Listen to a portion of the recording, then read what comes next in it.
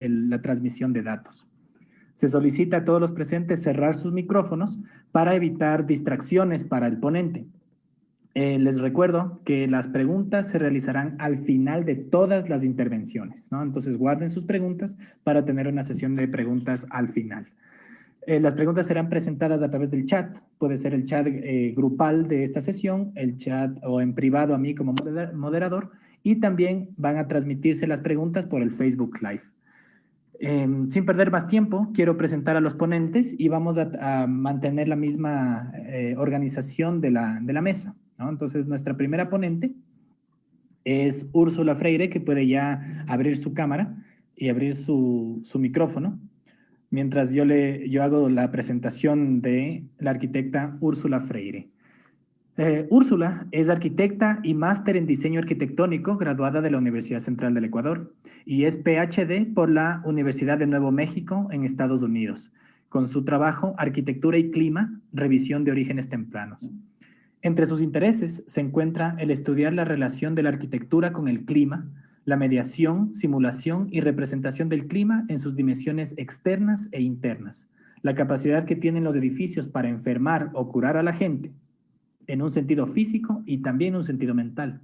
Además, explora la capacidad que tienen los edificios de remediar in situ el suelo, el agua y el aire. Bienvenida, Úrsula, quien nos va a presentar su ponencia denominada Ciencia y Arte de la Arquitectura y Naturaleza, ¿no? Entonces, a partir de este momento tienes la palabra y todos los demás vamos a cerrar las cámaras.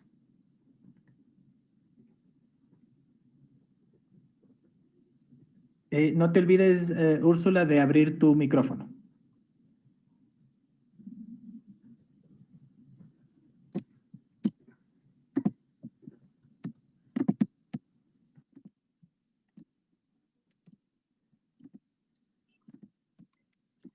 Hola a todos, ¿me confirman que pueden ver mi pantalla y escucharme?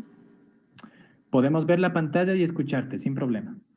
Bueno, mi nombre es Úrsula Freire y soy doctora en Arquitectura, Geografía y Estudios Ambientales por la Universidad de Nuevo México. Y hoy decidí hablarles de la ciencia y el arte que existe en la arquitectura y la naturaleza en 3 partes. Una breve exposición de mi disertación doctoral, del arte como puente cognitivo entre la arquitectura y las ciencias ambientales, y finalmente un bosquejo de cómo se podría colaborar a partir de esa idea entre las facultades de arte y arquitectura. Bueno, como ya escucharon, mi gran interés es la arquitectura y el clima. La capacidad que tienen los edificios para enfermar a la gente. Entonces, si ven esta imagen, es baños, y pueden ver cómo el ambiente construido se ha extendido hasta donde la geografía lo permite. Yo siempre he visto al ambiente construido como la evidencia física del tipo de relación que tiene una sociedad con la naturaleza. Y esto a través de la geografía y del clima, del suelo, el aire, el agua, la masa vegetal, los animales. Y esta puede ser una relación positiva o negativa en términos ecológicos o de salud. Este ambiente construido puede ser malo para la gente, puede enfermar a la gente a la vez que contribuye a destruir el planeta. Y a la vez puede ser lo opuesto, puede curar a la gente y contribuir a mejorar el planeta. Miren estas 2 imágenes. A la izquierda es un patio vernáculo de un tipo de vivienda multifamiliar de Albuquerque, donde yo viví. Es un clima de desierto, entonces este pequeño patio logra moderar el clima seco, extremo, caliente del desierto y genera aquí un lugar mucho más húmedo, más cálido, más fresco, donde las plantas pueden crecer, hay un poco de agua. Entonces, la arquitectura local, nativa, primitiva, aborigen, vernácula, tiene por lo menos 2000 años de ejemplos muy bonitos, muy interesantes de arquitectura conectada con el lugar, con el clima y la geografía. Y esta arquitectura es orgánica, es espontánea, se da generación por generación y se aprende por prueba y error. Pero si ven a la derecha, son dos fotografías de arquitectura comercial moderna. Arriba es una suite en un edificio en el Quito Norte, un edificio costoso, y la vista que tiene esa suite es eso que ven ahí. Ahora está enlucida esa pantalla, pero no es posible que un edificio le dé por el resto de la vida a una persona esa vista y también tenga problemas de asoleamiento. Y lo mismo pasa en el ejemplo de abajo. Es un conjunto habitacional en el Valle de los Chidos, donde si bien se cumplieron las normativas, pero no tomó realmente en cuenta el lugar, el asoleamiento, el clima, tiene problemas de privacidad, cosas así. Y si ven ese pequeño patio, no se compara para nada con el patio que ven en Albuquerque.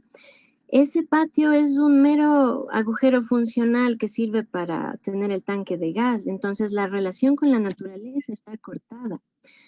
La arquitectura como disciplina desde los años 50 del siglo XX, desde 1950, sí ha hecho lo suyo para tratar de recuperar este conocimiento perdido. Y toma la forma de varias interpretaciones, desde la arquitectura bioclimática, solar, hasta la muy conocida arquitectura sostenible, que se ha vuelto un poquito, tal vez una moda o un símbolo hoy en día. Con este antecedente yo decidí contribuir aquí en entender, en cuestionar la sostenibilidad y el clima a través de examinar la evolución de los significados, los usos, las representaciones y las simulaciones de clima entre el 1800 y el presente, e hice eso mediante el estudio histórico, crítico, comparativo de dos aparatos científicos significativos. Estos aparatos simularon el clima por primera vez en dos disciplinas diferentes. A la izquierda, en geografía, el Naturgemald, hecha por el seminal científico Alexander von Humboldt, justo al inicio del 1800, es una imagen tipo infográfica que conceptualmente simula el clima como un sistema global que involucra la atmósfera, el suelo y los océanos. A la derecha, en cambio, está una máquina de laboratorio. Aquí nos saltamos a los años 1950. Y aquí otro poco conocido, pero también seminal, un arquitecto húngaro llamado Viktor Oljay decide simular por primera vez en arquitectura el clima con una máquina física en la que se ponían maquetas. Humboldt además había propuesto la idea de que hay una unidad entre el arte y la ciencia y que solo a través de esa unidad se puede realmente entender la naturaleza. Bien, entre varias cosas, lo que yo esperaba contribuir es que quería encontrar nuevos métodos científicos que sean más holísticos para diseñar con el clima, que tomen en cuenta datos duros a la vez de la poética. Y eso produjo cuatro artículos, capítulos. El primero trataba modelos de clima, el segundo representaciones de clima, el cuarto trataba la fisionomía del clima, que es específicamente la belleza del clima. Y el tercero, en el cual me voy a enfocar hoy, trata de la circulación del conocimiento. ¿Cómo debo yo conocimiento ambiental a la arquitectura y por qué debería ser eso? Entonces, aquí viene el tema del arte como puente cognitivo entre todas las ciencias ambientales y la arquitectura. Si yo les estoy hablando de un puente es porque hay una brecha y ya lo sugerí al inicio, pero estas dos imágenes tal vez muestran fuertemente esa separación que existe entre la gente que diseña la ciudad, arquitectos como yo, ingenieros, constructores, versus la gente, los científicos que estudian la naturaleza, biólogos, ecólogos, zoólogos, geógrafos. Y aquí aparece esta preguntita peyorativa que yo la he escuchado muchas veces: ¿para qué necesita saber biología un arquitecto? Esta distancia cognitiva que existe entre estos dos tipos de profesionales y de científicos hace que aparezcan estas preguntas. Los arquitectos y los biólogos tienen lenguajes, métodos, instrumentos, perspectivas totalmente diferentes y eso no permite que se compartan el conocimiento. una muy robusta cantidad de investigación científica en todo el mundo está probando que mientras más entendemos la naturaleza, vamos a producir ambientes construidos más sostenibles. Entonces son más sanos para la gente y son menos dañinos para el planeta. Y en un futuro de cambio climático como espada de Damocles que está encima nuestro, es urgente transmitir más conocimientos de la naturaleza a más arquitectos. ¿Cuál es el lenguaje en común que hay entre estos dos tipos de científicos? Es la belleza. Y ahí entran los artistas. Por eso yo decidí tratar este tema el día de hoy. Hay una belleza morfológica y de procedimiento que es fundamental en la naturaleza, y ese lenguaje pueden entenderlo biólogos, zoólogos, arquitectos e ingenieros. Yo les voy a mostrar ahora dos ejemplos que estudié de dos agentes de comunicación que yo les llamé paquetes híbridos listos para usar. En inglés el nombre es mucho más sugerente, pero no encontré una mejor forma de traducirlo al español. A la izquierda tienen unos foletitos justo al inicio de 1900, creadas por un zoólogo que era un fabuloso dibujante que se llamaba Ernst Haeckel. Él es el padre de la ecología y él creó estos textos que se llaman Formas de arte en la naturaleza.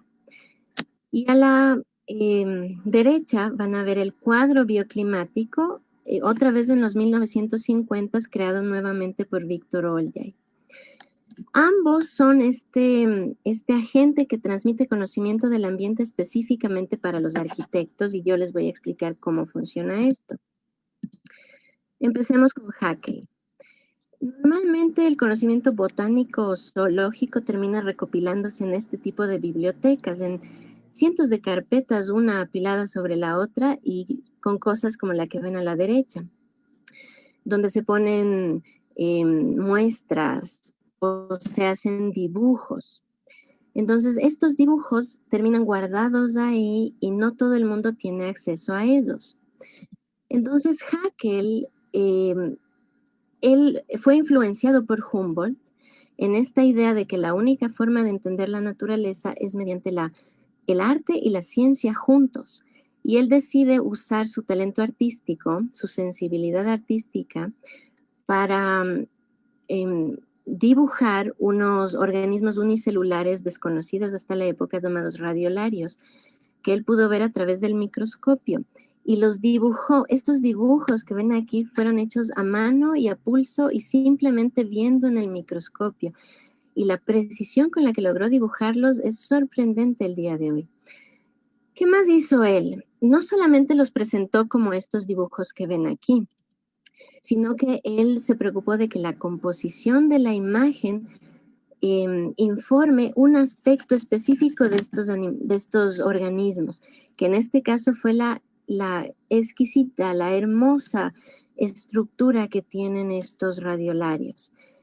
Él los puso por temas para resaltar la geometría.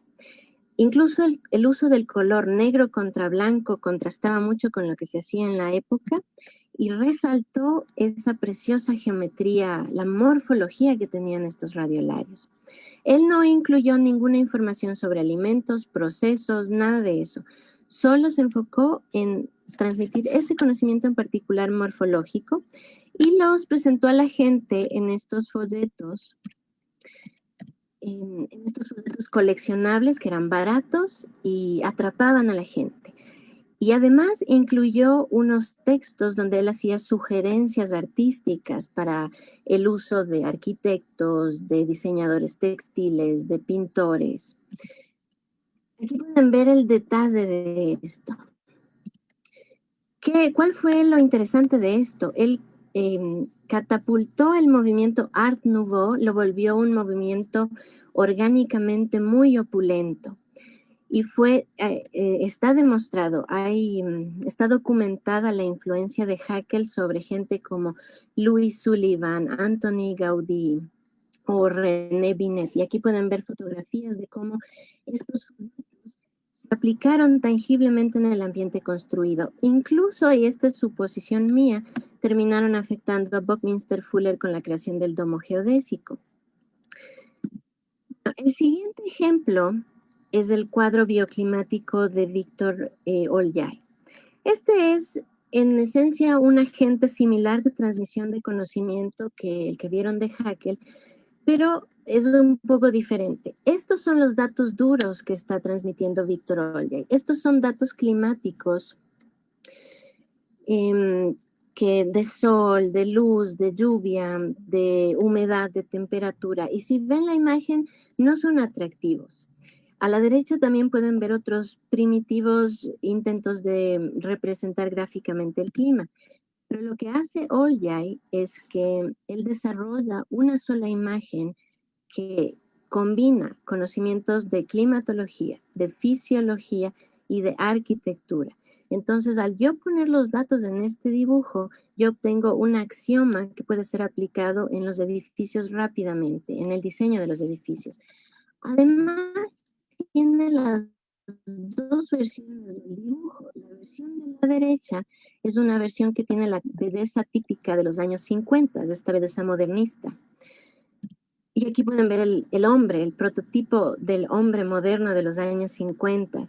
Pueden ver cómo trató de comunicarle rápidamente a la gente la información con la belleza, con una estética muy diferente a la anterior de Haeckel.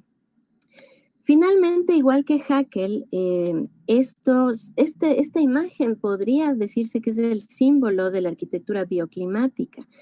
Se transmitió a través de un libro de texto, conferencias, y luego tuvo un segundo renacimiento cuando fue adoptado por software de sostenibilidad. Entonces ya perdió su dimensión estética porque solo se ingresan datos y el software hace todo, pero ahora está diseminado por el mundo gracias a eso. Entonces, de estos paquetes híbridos, los paquetes híbridos listos para usar, las siguientes conclusiones son importantes. Son agentes transmisores de información a disciplinas cognitivamente diferentes. Entonces, yo puedo comunicar a zoólogos y biólogos con arquitectos porque usan el lenguaje común de la belleza. Son híbridos porque fusionan arte visual muy bonito con ciencia absolutamente dura y precisa. Están estandarizados porque simplifican la información. Yo no mando todo el paquete de información, sino mando una cosa que puede ser aplicada por un arquitecto. Son listos para usar, porque la persona que los toma simplemente deben copiarlos sobre algún diseño o deben aplicar los datos como vieron en el de Víctor Olyai, y esto facilita su replicación. Son perdurables en el tiempo, se propagan por el espacio, entonces pueden transmitir esta información mucho tiempo después.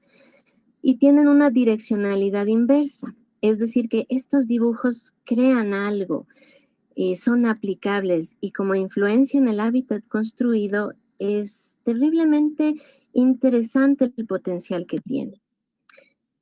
Bueno, específicamente en el contexto de esta presentación, nuevamente hago énfasis en que la belleza, y aquí nos une a todos, a artistas, a arquitectos y a científicos del ambiente. Esa belleza es el lenguaje común que puede aumentar la circulación de la información ambiental hacia la arquitectura, reduciendo la brecha entre ciudad y naturaleza, que, repito, en un contexto de cambio climático es crucial.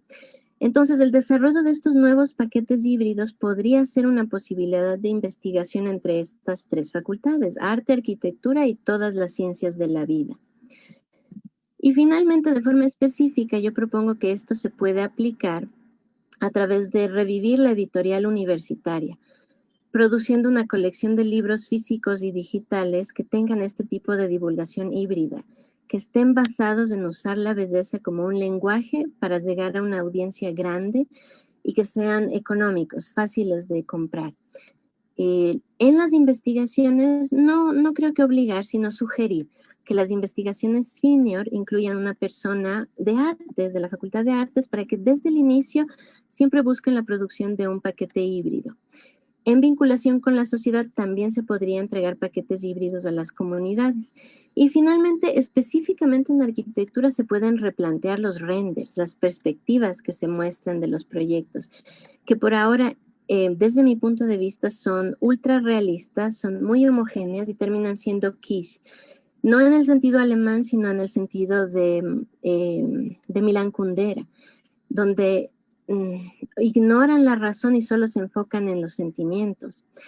Entonces, yo creo que más bien podríamos reemplazar este dibujo que predomina en las exposiciones estudiantiles e inmobiliarias y buscar un nuevo tipo de imagen con las lógicas de unificación de arte, belleza y ciencia de estos paquetes híbridos. Eso es todo, creo que estoy dentro del tiempo, entonces les agradezco mucho y eso es todo. Muchísimas gracias, Úrsula. Sí, estabas dentro del tiempo y estabas muy bien. Qué interesante tu ponencia de tratar de encontrar lenguajes híbridos de ciencia y arte. Qué necesario, ¿no? Perfecto. Podemos avanzar en honor al tiempo con la siguiente ponencia, la siguiente presentación. La presentará el arquitecto Sergio Bermeo. Sergio Bermeo es arquitecto, urbanista, investigador y docente de la Universidad Central del Ecuador en la Facultad de Arquitectura y Urbanismo. Planificador y constructor de proyectos en su oficina de arquitectura Arquisense. Ha completado sus estudios en gerencia de proyectos en la Universidad Autónoma de México. Es máster en diseño arquitectónico y sustentabilidad en la Universidad de Buenos Aires y especialista en diseño arquitectónico en la Universidad Politécnico de Milano, Italia. Doctor en Ciudad, Territorio y Sustentabilidad de la Universidad de Guadalajara, experto en inteligencia proyectual, arquitectura de flujos, ciudades globales de Latinoamérica, nuevas tecnologías de la información y comunicación y sistemas complejos de arquitectura y proyectación arquitectónica sustentable. Con ustedes el arquitecto Sergio Bermeo con su ponencia Arquitectura, Ciudad y Tecnología, repensando la investigación. Pues... buenas tardes con todos, no sé si me escuchas primero, ¿estamos claros? Sí, estamos muy bien con el audio. Ya, la presentación igual lo están viendo. Sí, ya la estamos viendo. Ok, listo, entonces buenas tardes con todos y pues voy a iniciar. El presente mural denominado La Liberación es pintado por Jorge González Camarena en 1963, una obra que refleja en 3 secciones la hegemonía y dominación de los pueblos latinoamericanos por parte del imperialismo económico. A la derecha se puede observar la esclavitud física y moral del campesino atado en el ataúd y una mujer tatuada, símbolos de los prejuicios y prohibiciones. Al centro, la liberación del hombre mediante el conocimiento y la verdad.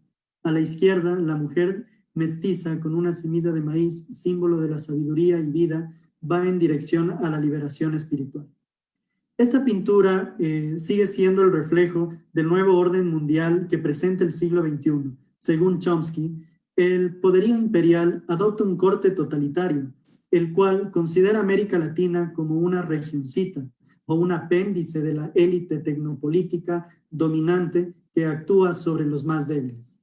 Así Brasil, el coloso del sur, con fuerte industria alimenticia y materia prima, Argentina, la París de América, el mayor productor de gas y biodiesel en la región, México, la Sultana del Norte, primera economía hispanoamérica, Colombia, el balcón de los Andes, tierra del café e industrias en ciencia y tecnología, Chile, la eterna primavera, líder de servicios terciarios y mineros, Ecuador, luz de América, con grandes reservas petrolíferas y agroexportador, y Perú, legado inca, potencia en exportación de plata, cobre y textiles. Regiones con abundantes riquezas que, sin embargo, el sicario económico e intervencionista norteamericano, como lo define John Persky, impone una economía de libre mercado sobre estos terrenos de prueba a favor de las élites bancarias, mientras que la sociedad termina segregada en las favelas, villas, comunas, guetos y suburbios. Bajo este contexto globalizador, está naciendo un nuevo tipo de hombre, según Rifkin, hombres muy diferentes a los burgueses de la era industrial. Son hombres polifacéticos debido a la inundación de imágenes e influencias vertidas por las nuevas tecnologías de información y comunicación, NTICs, que crearán flujos alternativos interminables, compartidas universal y simultáneamente en la red, tal como Lifton conceptualizó al dios marino de la Odisea Proteo. El hombre polifacético del futuro es un Protean Man, que no puede conservar su apariencia y es absorbido por la cultura de la moda buscando su autorrealización. Así, la era de la modernidad sólida ha llegado a su fin. Se diluye y fluye. Menciona Bauman, ahora los líquidos no tienen forma y se transforman con facilidad. Es el momento de la desregularización, de la flexibilización, de la liberación de los mercados. Son momentos de las relaciones entre las elecciones individuales y las acciones colectivas. Es el momento de la modernidad líquida, que está provocando cambios en la estructura social, económica, cultural y tecnológica. De esta manera, el ocaso de la época cool posmoderna se diluye para dar paso a la creación de una nueva época, la hipermodernidad, como la teoriza Lipovetsky. Esta es el regreso a lo hot, caracterizado principalmente por la cultura de lo extremo, por su desmesura, despilfarro, malversación, desperdicio, excesos y por su siempre más. Una mutación al hipercapitalismo, hiperconsumo, hiperciudad, hiperconexión, hipertecnología, hiperrealidad, hiperactividad, hipertexto, hipermercado. En concreto, emerge a velocidad un nuevo etos, lo hiper, donde todo es hiper. Como antecedente, se puede observar que en la década de los 90 realiza Turkel un experimento social para construir y reconstruir el yo, donde las personas por medio de software debían armar de manera simultánea múltiples yoes de sí mismos en diferentes espacios virtuales. Uno de ellos, como podemos ver en la fotografía, es Live on Screen. El resultado fue un yo desconcentrado, que puede existir en múltiples mundos y a la vez puede interpretar varios roles o personalidades. Es decir, avatares con múltiples identidades estarían conformando un yo proteico, capaz de cambiar su apariencia a su gusto, colocando en crisis el concepto del yo moderno, unitario y fijo de autores como Lacan, Deleuze y Haraway. Por tanto, lo hipermoderno se presenta al mundo como una revolución tecnológica a través de la manipulación de la pantalla global, donde la cultura, sinónimo de mercantil, produce una sociedad hipermoderna de la información, como la define Castells, que solo vive el presente instantáneo, de simulaciones, de elegir por elegir, un collage de datos que logra alcanzar una cultura mundo, desorientada, hipertrofiada, pero a pesar de todo se mantiene pluralista, democrática y tecnocientífica.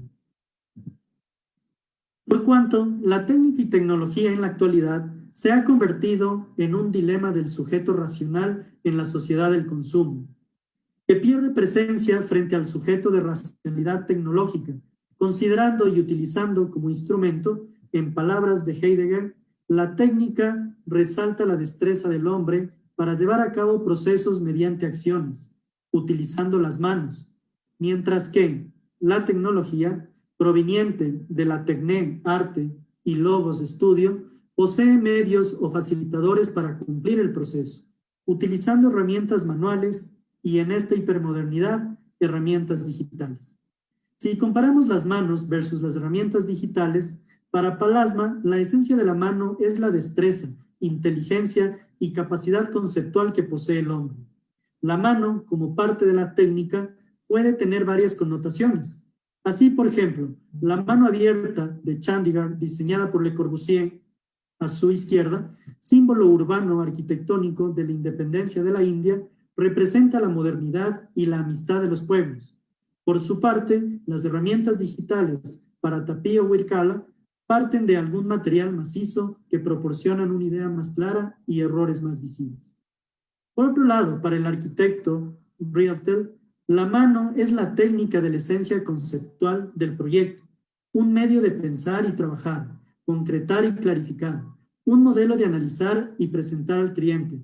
Producto de ello, la maqueta diminuta del proyecto del pabellón de escultura de Sonsbeck que tenemos al centro, en la pantalla. Mientras que, para el arquitecto Norman Foster, las herramientas digitales representan una ayuda incomparable en el proceso proyectual. Se vinculan con la mano y el cuerpo de un modo tan potente como al ojo.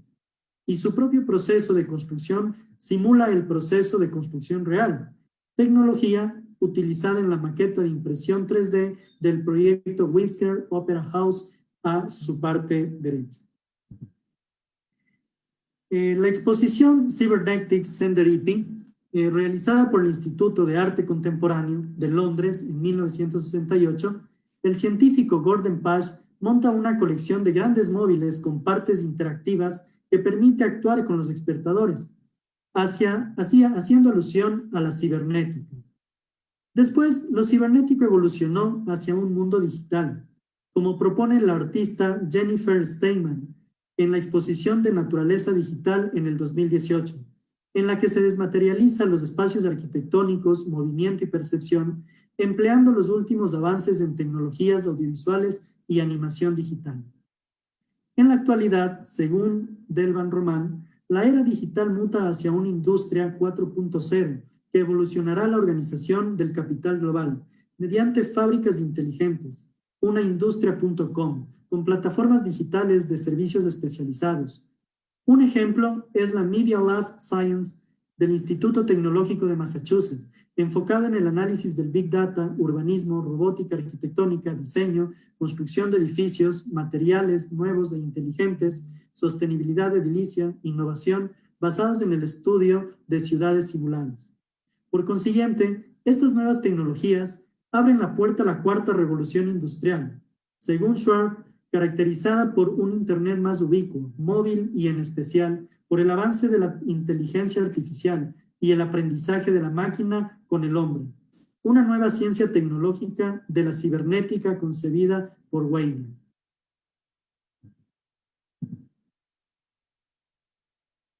Estas transformaciones hacia una globalización marcan interrelaciones entre la técnica y la tecnología, bajo una nueva forma de orientación socioterritorial, simultánea, a la que Capel denomina Telépolis, una ciudad desterritorializada, cuya primera fase de desarrollo es una ciudad injusta, desigual, segregada y dispersa hacia las periferias. En los mapas de investigaciones que he llevado a cabo, se puede observar que las ciudades latinoamericanas poseen problemas propios de ella, como concentraciones gigantescas de energía, aglomeración de los centros financieros o de negocios, crecimiento del parque automotriz, grandes autopistas metropolitanas, separación de la vivienda del trabajo, nuevos centros comerciales, surgimiento de jerarquías urbanas, preferencia por urbanizaciones y conjuntos cerrados. Todos ellos han provocado la expansión hacia áreas suburbanas y a la que Muxin ha definido como la aparición de los nuevos elementos del urbanismo y arquitectura tardo-racionalista. Se revela entonces una ciudad informacional, término acuñado por Manuel Castells, para referirse al conjunto de actividades y medios tecnológicos económicamente dominantes de la sociedad, que por sus innovaciones tecnocientíficas contribuyen a la riqueza o plusvalía de la producción de plataformas de bienes y servicios especializados, bajo relaciones de dominio y dependencia. Poder hegemónico globalizador que impone a las ciudades latinoamericanas un recetario de modelos de planeación territorial reproducibles, como afirma Choi, que se mercantilizan bajo un discurso de reflexibilidad, un modelo que vende una marca y legitima las famosas ciudades globales definidas por Saskia Sassen, o sus símiles ciudades sustentables, ciudades festivas, smart cities, cyber cities, ciudades difusas, ciudades creativas, hechas para ciudades como Londres, Vancouver, Nueva York, Silicon Valley, Los Ángeles, Barcelona, pero reproducidas en Santiago de Chile, Curitiba, Río de Janeiro, Medellín, Ciudad de México, Guadalajara, respectivamente. En miras de un proceso de uniformización de ciudades bajo un pensamiento periférico de dependencia, reduciendo a un valor de cambio, como menciona Lefebvre. Es así como desde la sociología urbana intervencionista, Asher plantea que las ciudades actuales poseen una diversidad de flujos visibles e invisibles a través de redes complejas que trabajan como un sistema autopoyético, ubicuo, discontinuo y de gran velocidad, a las que denomina metápolis, ciudades llenas de los espacios de anonimato de Auger, o a las que Bauman afirma son metrópolis del miedo, en este mundo multicultural, globalizado y policéntrico. Estos flujos en las ciudades globales han provocado a otra escala una hibridación entre arquitectura y nuevas tecnologías, que incitan a los arquitectos hipermodernos a tratar de repensar lo irrepensable, es decir, concebir objetos arquitectónicos tardo-racionalistas que se difuminan en sus límites como una especie de campo indefinido, un contenedor de flujos, denso en dato y rico en informaciones, en tanto que se desmaterializa la arquitectura y se materializa las tecnologías. Entre las que se destacan, como podemos ver en la imagen, la teoría morfogenética de Peter Eastman, la teoría literaria y cinematográfica de Bernard Suitner, la teoría del fractal de Green Lee, la teoría de vectores de Van Berkel, la teoría de la información y virtualidad de Sejiman, la teoría de la filogénesis de Foa, concebidos por medios de simulación digital. Dicha producción arquitectónica se inspira en los pensamientos de filósofos como Derrida, Deleuze y Guattari, induciendo a los arquitectos a idear nuevos estilos abiertos, rizomáticos y digitales de arquitectura, que llevan los signos y marcas de los medios tecnológicos con las cuales fueron concebidos, a lo que Chomsky, Piaget y Vygotsky estudian a través del pensamiento del lenguaje. Se trata, pues, de una arquitectura de flujos, como la concibe Bermeo, donde lo corpóreo pierde importancia dentro de lo informático. Lo concreto se hace abstracto, de lo real a lo virtual, de lo sólido a lo líquido. Indicios que reflejan que los sistemas arquitectónicos se están desplazando desde la materialización a la visualización, del lenguaje de texturas al lenguaje de imágenes, sistemas que han sido acogidos por los arquitectos para expresar ese zeitgeist tecnológico, que bajo la premisa la información es la forma, han dado creación a una gran cantidad de teorías, estilos y objetos arquitectónicos hipermodernos. De esta manera, el impacto que las NTICs conducen a una arquitectura retínica o de transitoriedad. Residen en territorios virtuales, alienados por edificios fantasma, considerando la pantalla metafóricamente como contenedor, transmisor e intercambiador de flujos en una superficie de apariencias.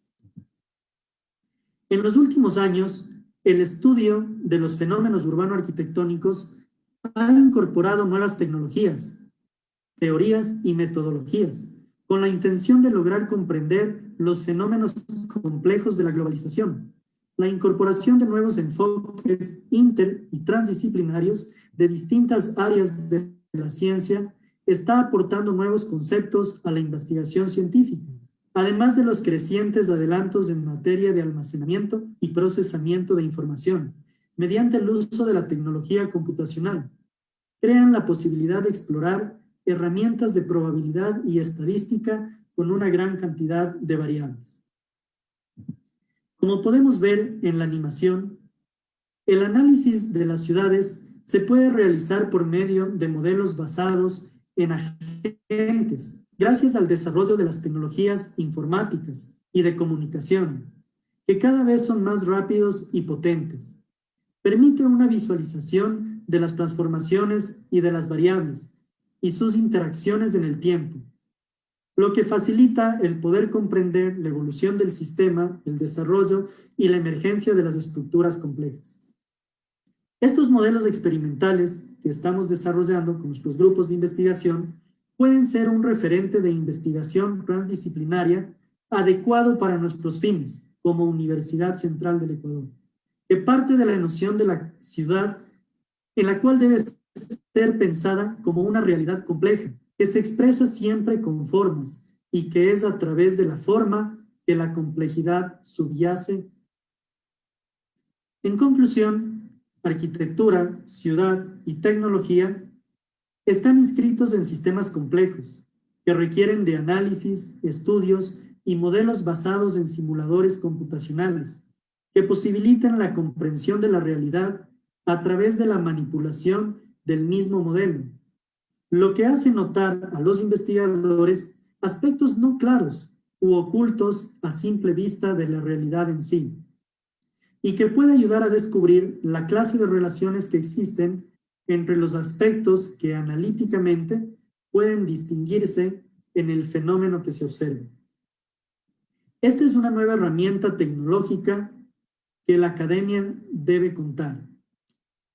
Esto, lo que les he presentado a continuación, es lo que estamos desarrollando a través de grupos de investigación respecto a tecnología, ciudad, territorio y sustentabilidad, aplicado bajo estos modelos computacionales en los cuales puede ayudar para el estudio de las ciudades y de los territorios, específicamente en las ciudades globales de Latinoamérica. Señoras y señores, muchas gracias. Muchísimas gracias, Sergio. Qué bestia. Casi justo el tiempo cumplido. No te pasaste ni te demoraste nada. Qué Muy bueno. bien. Sí, súper bien. Muchísimas gracias esta nueva herramienta para la presentación y estudio, ¿no? Cómo el avance de herramientas nos permite descubrir nuevas maneras de comprender las realidades y relaciones.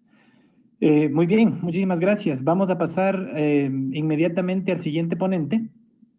El siguiente ponente es Diego Mafla. Si es que puede abrir, Diego, su Sí, pantalla. ya está, se está compartiendo. Sí, está ya compartiéndose. Puede abrir también su cámara. Eso lo voy a compartir. Prefiero el micrófono para que no se entretenga. Bueno, entonces Diego Mafla tiene una presentación cortita, ¿no? Diego es docente titular de la Facultad de Arquitectura y Urbanismo por la Universidad Central del Ecuador, es PhD por la Universidad de Lisboa, en Portugal, y es máster en Urbanismo de la Universidad Federal de Río de Janeiro, Brasil. Con ustedes, Diego Mafla con su ponencia Sostenibilidad Urbana en la Ciudad. Muchas gracias ante todo por esta invitación, por esta chance de nosotros presentar la producción científica. El tema de ciudad es muy amplio, abarca serios componentes. Por ende, esta pasión por entender la sostenibilidad urbana está ligada a la ciudad. Y rápidamente fue que aparece el Congreso en 1972, el primer Congreso en Suecia, que se topan 3 puntos: actividades humanas, con la relación con el medio ambiente, la mejora del medio ambiente para las actuales y futuras generaciones, y la relación entre territorio y movilidad. Por ende, nosotros a lo largo, como investigadores de la ciudad netamente que tiene que ver con el territorio, a lo largo de muchos años se me apasionó estudiar la ciudad de Quito, y el gran objetivo era verificar cómo dependía la articulación la ciudad con el sistema de transporte público en relación al tiempo, y verificar el fenómeno de expansión y fragmentación urbana periférica de la ciudad. Es un problema grave, es un fenómeno que hemos tenido durante años desde que nací aquí en esta ciudad, y esa fue la mayor razón, y tiene que ver mucho con el medio ambiente y la movilidad. Ahí nosotros podemos ver una fotografía de una ciudad de aquí de Latinoamérica, de una zona periférica en Argentina, y aquí en Guayaquil. Es decir, no tiene mucha diferencia, pero sí tiene sus problemas. Por ende, existe una comunicación fuerte espacial entre 2 sistemas, el sistema de transporte y el sistema de territorio. Para Nuno Cos, la movilidad es un componente básico de la planificación territorial y es parte de la estructura vertebral del territorio. Gersen, en cambio, este catalán, dice que dentro de nosotros los ciudadanos, así sean catalanes o quiteños, tenemos dos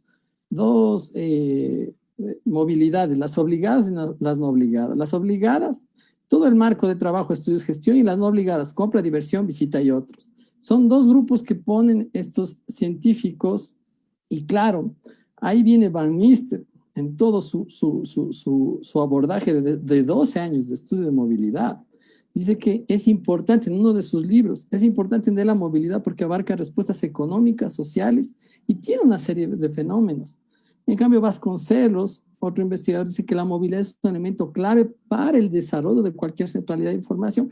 Estos dos se alinean mucho a todas las restricciones que en esta pandemia, y antes de la pandemia y post pandemia, el municipio de Quito todavía no ha tenido clara la cuestión de movilidad.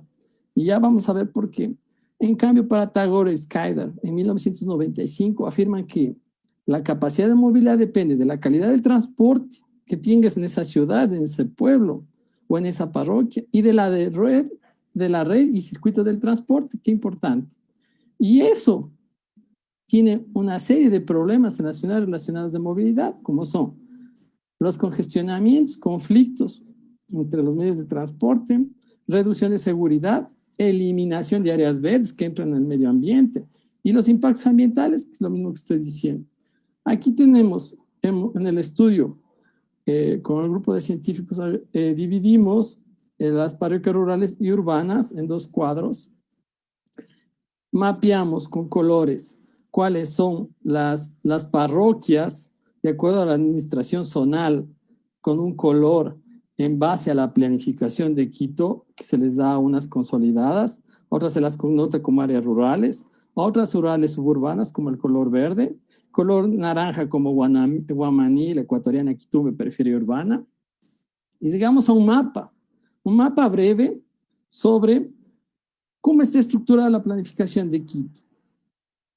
Además de eso, colocamos las por densidades y vimos que en los últimos censos, 91, 2001 y 2011, la parte urbana que la connota Quito, el municipio de Quito, ha decrecido en su densidad, mientras que, es decir, toda la parte violeta, mientras que en la parte morada, que es la zona periférica, y verde, ha aumentado el 18.4%, mientras que la anterior había decrecido del 4.8% al 4.5%. La periférica aumenta, y en base solo al 2011.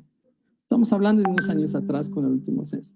Estos 7 planes ha tenido desde el plan Jones Odriozola, que fue el primer plan regulador de Quito, 7, y otro más con del alcalde Jorge Yunda, 8 planes. Y no han solucionado la movilidad ni la parte medioambiental. Porque aquí está un cuadro del metro cuadrado de residencia, de vivienda. Aquí en Quito, en el 2014, llega a costar el metro cuadrado de vivienda $2,000, 2014. Hoy hay residencias, por ejemplo, en las Naciones Unidas, departamentos, en la misma Chile, como el edificio Corner, el edificio Unique, que sobrepasan los $3,500 el metro cuadrado. Esa especulación, esa segregación para nosotros los más pobres. Llega a ponerse conflictos tanto de sostenibilidad. Ahí vemos una foto en Carapungo, un conflicto por la falta de transporte. ¿Y quién sustituye el transporte público? Son estas furgonetas, estos taxis informales. Aquí vemos a ciertas horas las frecuencias no son iguales. En Quito estamos en la urbe, no solo en la zona periférica. Aquí hay otro problema también en un sector. Cuando hacen una huelga los señores de los taxis informales, que se les deje trabajar. Y acá estamos con dirección a Conocoto, otro problema de la falta de frecuencia.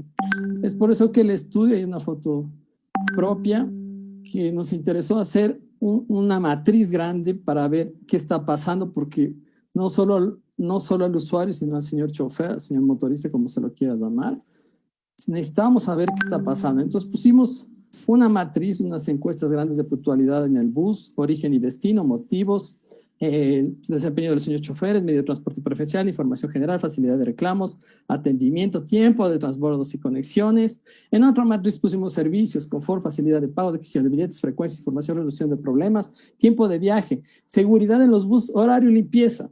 Entonces, cada usuario, en base a una encuesta, nos iba diciendo, A, B, C, D, E, F son los barrios en el norte donde pusimos nuestro empeño, son nuestros focos para tomar las muestras del estudio del territorio y hacer estas encuestas. Las liñitas, como ustedes ven en el mapa de Quito, es donde se desplazan las personas en motivo de viaje, se va a la universidad, se va al trabajo, al hipercentro de la ciudad. Ese es el resultado que nos dio. Llevamos al mapa de Quito, de acuerdo a la planificación, y nos mapeamos a los destinos de las personas que van, ¿sí? A las conexiones. Por ejemplo, ahí tenemos de la zona 1, quien va a la zona 3, de la zona 1, digamos, Calderón, que fue uno de los barrios que nosotros tomamos, porque iba por trabajo, por estudio, por compras, y ahí sacamos un porcentaje. El número de viajes, origen, destino, el motivo entre la zona 1 y zona 2, ahí nos iban dando variables. Otras las variables, quién va, regresa, obviamente, quien va a la universidad o va al trabajo tiene que regresar, y vamos corroborando. Aquí está la repartición modal, total y por motivo de trabajo, estudios, compras, servicios, retorno y otros. ¿En qué se traslada, por ejemplo, la zona 1? En la zona 1, el bus, trolebús, automóvil, minibús. Los tiempos de viaje, y ahí vemos en la zona 3 que hay personas que demoran más de entre 60 y 90 minutos de la zona 3 al hipercentro, es decir, desde Calderón, Carapungo, demoran casi el 22% de 60 a 90 minutos.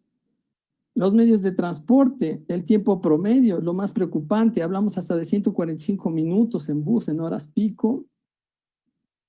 El tiempo promedio más o menos va de 40 a 50%, de 40 a 60 minutos. La puntualidad del sistema de transporte es una medida de un promedio no aceptable, no les gusta a las personas. El confort interior también, la mayoría de personas, el 48% de las encuestadas piensa que es malo. La facilidad de adquisición del billete, es decir, del boleto, también dicen que es malo. Hoy más con la pandemia tenemos el problema de lo manual.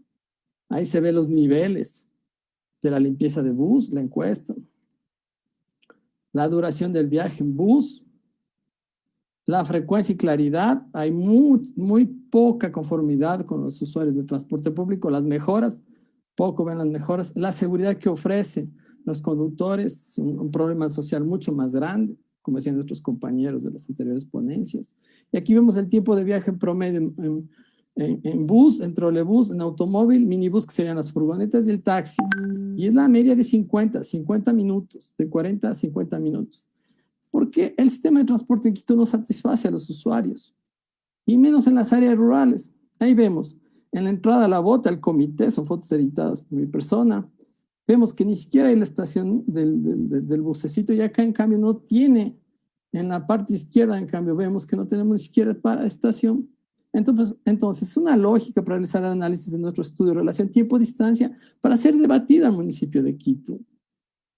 La lucha por el transporte motorizado, no motorizado, no solo se ve aquí, sino en las grandes ciudades. Por eso ahí está un activista en Berlín, Brandenburgo, en la puerta de Brandenburgo, cuando dice en alemán, ahí está diciendo que nosotros queremos áreas limpios en alemán. Y abajo dice buses sin filtro. Qué importante, ciudades del primer mundo también por esa conciencia, esa concientización de modos de viajes, de movilidades más sostenibles. Y es así que la movilidad sostenible resulta imprescindible fomentar los desplazamientos a pie y en bicicleta.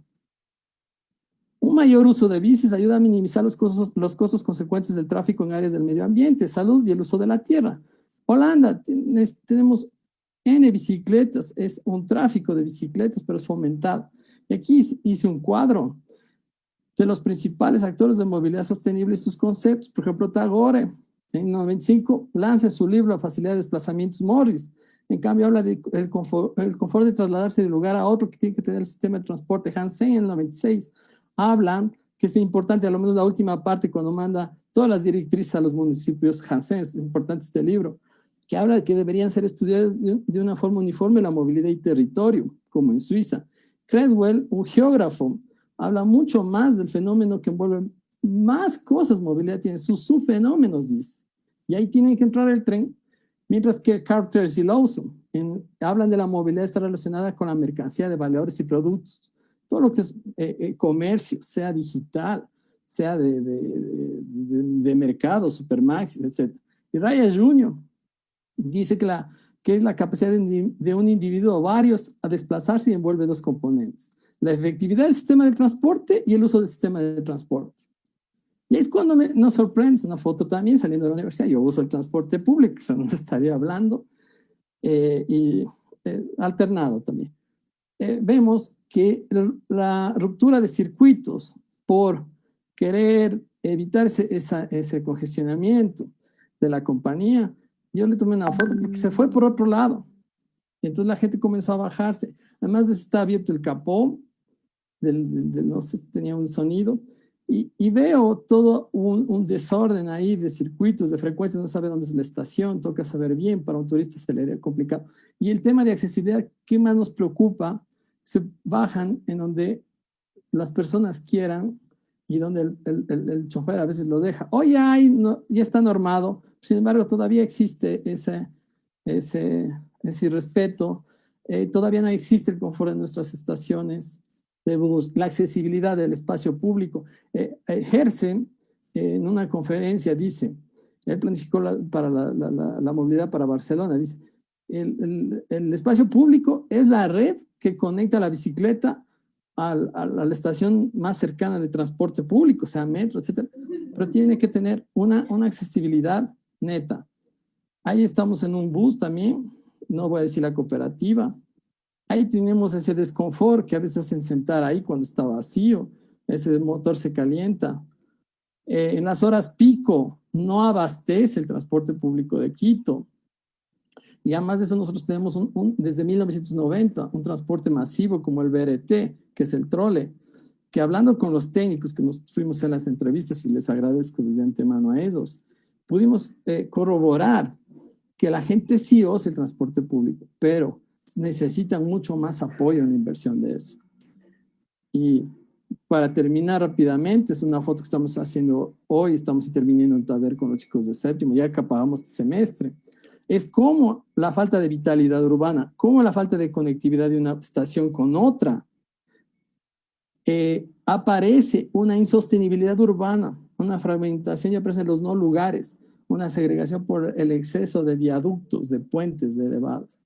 Para concluir, la falta de movilidad y accesibilidad genera una gran desigualdad de oportunidades en todas las parroquias. Es una segregación. Es tan evidente la falta de sostenibilidad urbana que se cruza en una segregación espacial. Esta genera una lista de desequilibrios sociales que se ven reflejados a grandes distancias de desplazamientos para suplir las necesidades básicas y cotidianas de los quiteños y de los ciudadanos que vivimos aquí en Quito, como trabajar, estudiar, producir, etc. Y es por eso que termino con esta foto, que no solo aquí, sino en las grandes metrópolis, aquí está en Sao Paulo, y dice una estudiante, en la vida pasa de todo, está en portugués, menos mi bus. Muchas gracias. Muchísimas gracias, Diego. Qué evidente problemática, ¿no? Es una problemática que todos experimentamos con este enorme problema, ¿no? Una de las partes de la investigación universitaria es precisamente preocuparse de las problemáticas que nadie más se preocupa, ¿no? Entonces es muy interesante Así es. los procesos, ¿no? Entonces es como una problemática que todos sabemos, pero que poca gente trata por cambiarla, ¿no? Entonces como que estamos acostumbrados. Así es la vida, así es la vida, así es. Sí, es correcto. A mí me golpeó, pero totalmente, ¿no? Su ponencia. Muchísimas gracias por eso, Diego. En honor al tiempo, vamos a pasar a la última presentación del día de hoy y recordarles que también el día de hoy tenemos las palabras de cierre de nuestra conferencia y seminario, ¿no? Entonces, quisiera presentar al último ponente del día, a Jackson Ayoví, de la carrera de música y de la Facultad de Arte. El que puede, ahí está Jackson. ¿Cómo está Jackson? ¿Cómo le va? Muy bien. Les presento yo a Jackson. Jackson es constructor y músico tradicional marimbero. Es nacido en la parroquia de Tambillo, San Lorenzo. Exactamente. Y quisiera dar lectura a un extracto de sus propias vivencias, ¿no? Estas son palabras de Jackson. San Lorenzo fue el escenario principal donde me desarrollé, donde la voz de los viejos se escucha como un pasado que aún vive en el colectivo de los músicos marimberos. Siendo muchacho, en el estero de La Chapila, donde vivíamos, mis padres me pusieron el apodo de Potente, el cual suena hasta ahora. Llegado a San Lorenzo con apenas 10 años, poseía la pasión de conversar con los mayores. Con algunas preguntas sin respuestas, como por qué el jondeo del bombo, el pende, el cununo, el orobiví de la marimba.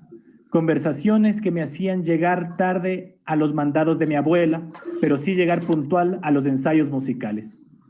Me inicié formando parte de los grupos de la época de bombo y marimba, patacoré y berejú, siendo este último el que atrapaba la imaginación de los niños, jóvenes y adolescentes. De ese San Lorenzo sin celulares, de pocos carros y con un respeto profundo a los mayores, aunque no fueran parientes, les llamábamos tíos. Ingresé a la Escuela de Danza y Música Berejú de San Lorenzo, dirigida en aquel entonces por Lidia Quiñones y Carlos Rubios, asimilando el arte de la danza tradicional del baile de la marimba. Se instruye con los maestros Remberto Reasco, bombero cantor, Manuel Cortés, constructor de bombos, cununos, y el maestro Julio Cuero, de quien heredé la sapiencia de la construcción de marimbas, que a la vez es un encargo de los mayores, con las que viviré toda su intensidad, y luego pasaré a otros cuando toque mi partida a la reunión con mis ancestros. Con ustedes les presento la ponencia del maestro Jackson Ayoví, con su presentación del Manual de Construcción de Instrumentos Afroesmeralderos. Sí, muy bien. Inicialmente es un honor presentarme ante ustedes por medio de esta cátedra Construcción de Instrumentos Ancestrales, ¿sí? En esta ocasión hemos trabajado un manual que nos lleva o nos conecta con esa ancestralidad. Vamos a hablar un poco primero de lo que es, cómo llegan los instrumentos acá a América. Para hablar de estos instrumentos, no podemos hablar de los instrumentos si antes vamos a compartir un momentito.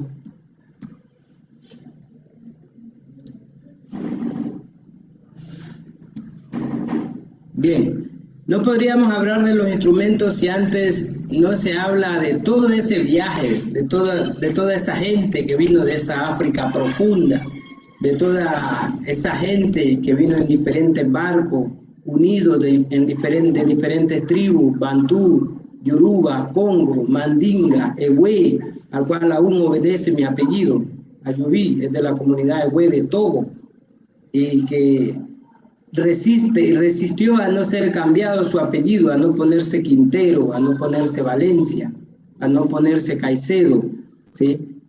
Sino su propio apellido. Así, de la misma manera, otros que aún se conservan, como Carabalí. Bien, no podríamos dejar a un lado esa trágica historia de esclavitud que duró 300 años, por la cual es grande Europa, por la cual tiene mucho dinero Bélgica, que desbarató al Congo y al Zaire, por la cual tiene dinero España, tiene mucho oro y mucho dinero Inglaterra. No podríamos hablar de todas estas cosas sin antes referirnos acerca de esos 300 años de esclavitud que padeció nuestra gente, nuestros ancestros. Una vez llegado acá a esta América, a nuestra Esmeralda, lo primero que buscaron estos líderes como Antón y Alonso de Illescas, buscaron esa libertad, encontrándose en el monte, en la selva, con los lugareños, con los lingua, con los campás, con los yumbos, con los chachis. Y es lógico de entender que esta gente que venía de diferentes tribus, a lo mejor unos eran bantú, otros venían de otros sectores y no tocaban pues marimba todo. En su momento se fue fraguando entendiendo también eso que la naturaleza nos brinda, muy parecido al África natal. El africano traía esa sapiencia de la hermandad con la naturaleza, ¿sí? Entonces, para trabajar la marimba, ese es un punto importantísimo que hay que tomar en cuenta. Por ejemplo, aquí vamos a mostrar un pedazo de chonta. Este es un pedazo de chonta, pero está en bruto. Esta chonta, para ser trabajada, no se puede cortar en cualquier momento. Esta chonta hay que cortarla en una época específica. Hay que cortarla de la cuarta noche de menguante en adelante. Nuestros mayores no tenían escrito esto en ningún lugar, lo llevaban dentro, lo llevaban en su mente, heredado de sus ancestros africanos. Y buscando la razón por la cual se debe cortar en menguante y no en luna, científicamente, para entender la razón por la cual se debe cortar en menguante y no en luna. Es sencillo. En la época de luna, la savia que tiene la planta está elevada, está muy arriba, y eso permite que una vez cortada la madera, en especial la guadúa, que es más débil, una vez cortada es atacada por los parásitos, por las polillas, y destruyen al instrumento. Eso mismo explico en este manual, de que se debe evitar cortar en esta época. Sí. Bien, este manual de construcción es la oportunidad o el espacio que tenemos para presentar a todo nuestro Ecuador, a todo el mundo, estos instrumentos, la construcción de estos instrumentos que no ha sido visibilizada justamente por toda esta historia, por todo este pensamiento y enseñanza eurocéntrica que se ha posesionado en toda nuestra América, ¿sí? Y ha mantenido estos conocimientos en el monte. Ni los conocimientos, ni nuestra historia está escrita. En ocasiones, en una de mis clases, pregunto a los estudiantes si conocen algo de la provincia de Esmeralda, si conocen que, es como una propaganda pequeña, si conocen que el gobierno bombardeó a la provincia de Esmeralda, así como la coalición, o así como la ONU, así como todos esos aliados bombardearon Siria, y no conocen esa realidad. Fue bombardeada Esmeralda luego de la muerte de Eloy Alfaro. 3 años con 6 meses. El pueblo ecuatoriano en su mayoría no conoce esa realidad. Bien, estos instrumentos, como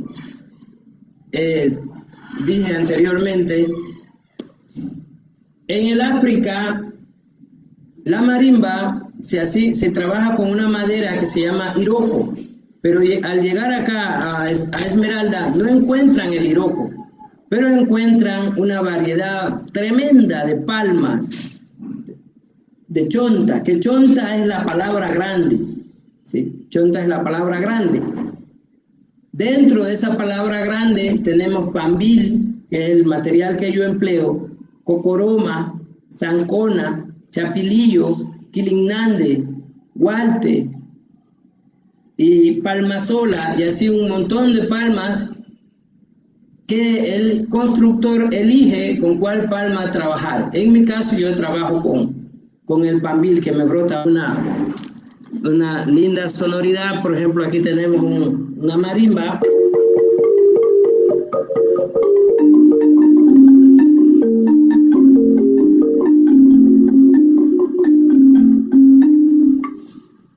Además de la chonta, acá en nuestras selvas esmeraldeñas, encontramos la madera para la construcción de los bombos, el guagaripo, el jigua amarillo, de la misma manera para la construcción de los cununos.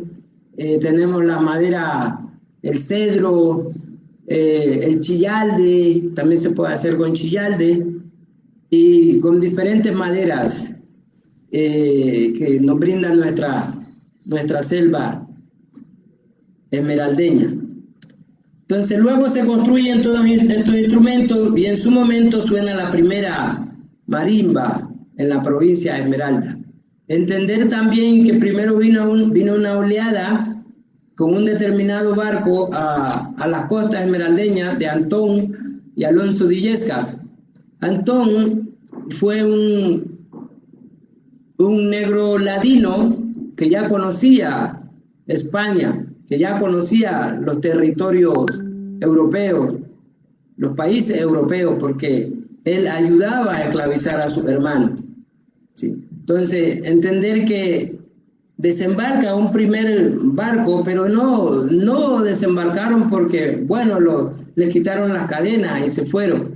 Dice la historia, la poca historia que nos han enseñado por ahí, nos cuenta de que el barco naufraga en las costas de Esmeralda y los esclavos saltan a buscar comida. Personalmente pienso que no es verdad eso. En verdad, lo que hay dentro del barco, considero que dentro del barco hubo un conflicto. ¿Sí? Los negros toman el armamento, saltan a las costas, se liberan de los esclavizadores, saltan a las costas, se encuentran con los lugareños, fueron atacados por los lugareños y en uno de esos ataques matan al líder Antón. Y luego Alonso de Illescas inteligentemente fue trabajando alianzas con ellos y asociándolos para hacer un grupo homogéneo y así ser más fuerte y poder luchar en contra de los esclavizadores. Bien, dentro de todos los materiales que se encontró acá en las costas, por ejemplo, tenemos parecido a una tela, pero no es tela, es la corteza de un árbol, que la empleamos para hacer marimba y también se puede emplear para cubrir su cuerpo.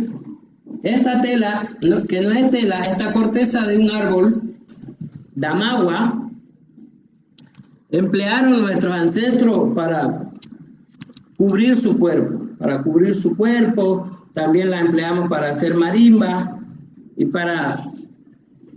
sirve también como un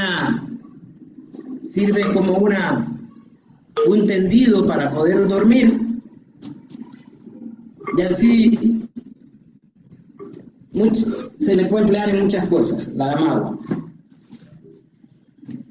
Esta selva esmeraldeña también nos brinda esto. No sé si pueden verlo.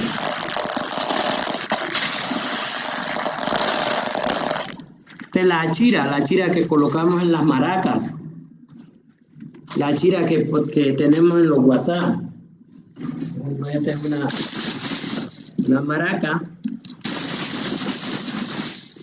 Sencillamente se trabaja.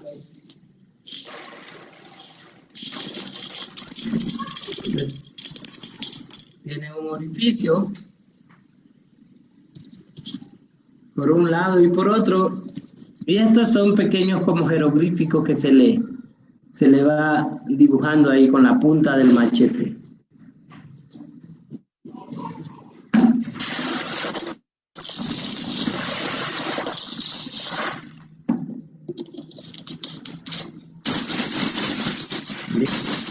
Entonces, nuestro manual no es más que una metodología práctica, ¿sí?, para la construcción de nuestros instrumentos, para construir la marimba, para construir nuestro bombo, para construir el cununo, para construir los guasá o alfandoque, para construir las maracas. Podríamos decir que esto es casi es una pizca o una cosa muy mínima que estamos presentando como parte de toda esta deuda histórica del Ecuador, con el pueblo negro en este caso, con el pueblo indígena también, de que sus conocimientos, sus sapiencias no están plasmadas en libros. Entonces, por medio de este manual, lo que hacemos es evidenciar estos conocimientos y que los estudiantes accedan por medio del manual a las formas y maneras de cómo construir nuestras marimbas, nuestros bombos, nuestros cununos. Bien. Vamos a presentar lo que es una puja para la construcción de un cununo. Se dan cuenta, está en bruto. Luego tenemos que darle una determinada presencia, y luego vienen las pieles que se colocan.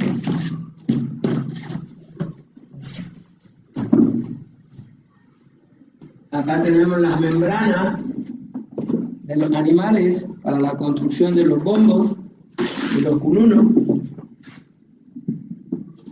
Entender también que el afrodescendiente del campo no caza el animal para venderlo, caza el animal para alimentarse.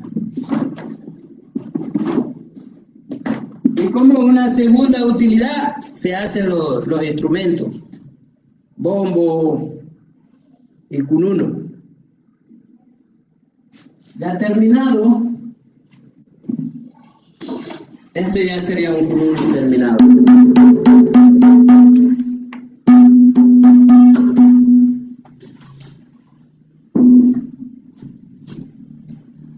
Muy bien.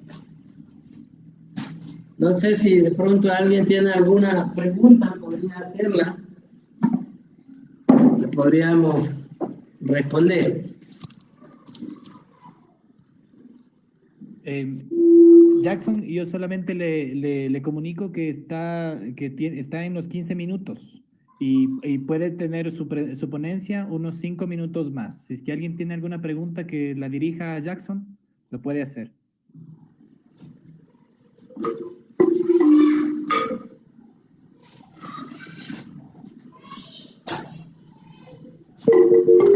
Quería hacer una pregunta, ¿puedo seguir?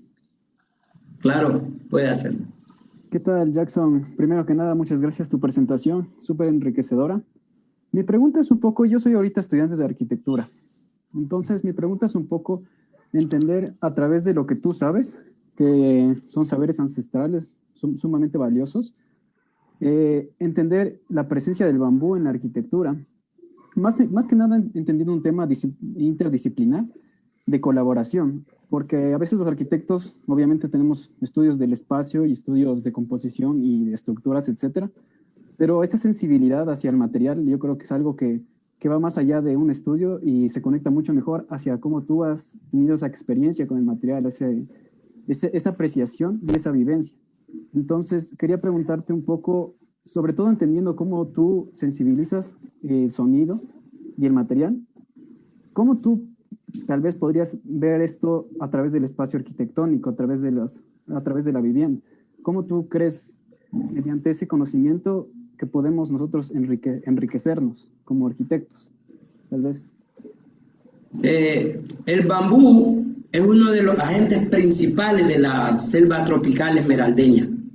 El bambú, con el bambú podemos realizar muchas actividades.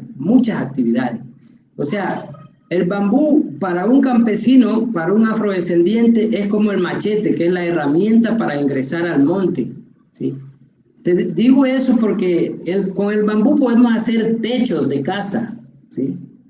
Se preguntarán cómo. Yo en mi niñez hicimos con mi papá una casa y pusimos el techo con bambú. Es como la teja, como ustedes trabajan la teja en la sierra, solo va en este sentido, ¿sí? Una tapa es como la teja, ya entienden cómo es la teja. Entonces, con el bambú nosotros hacemos nuestras barbacoas, que es para cazar pescado. Con el bambú hacemos nuestras catangas.